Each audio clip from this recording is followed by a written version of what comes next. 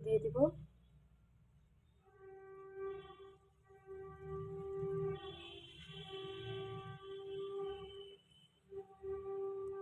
তোমরা চাইলে হোয়াইট ব্রেডটাও নিয়ে নিতে পারো।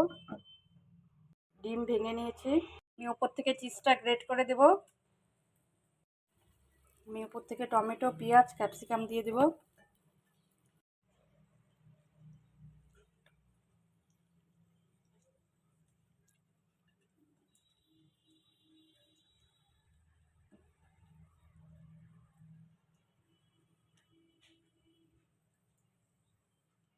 গোলমরিচের গুঁড়ো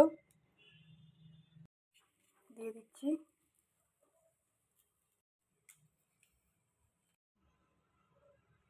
ব্রেড পিৎজা আমার রেডি। তোমাদের এই ব্রেড পিৎজা রেসিপিটা ভালো লাগলে লাইক, শেয়ার, কমেন্ট, সাবস্ক্রাইব করে দিবে। এতে খুব কম সময়ে করে নিতে পারো।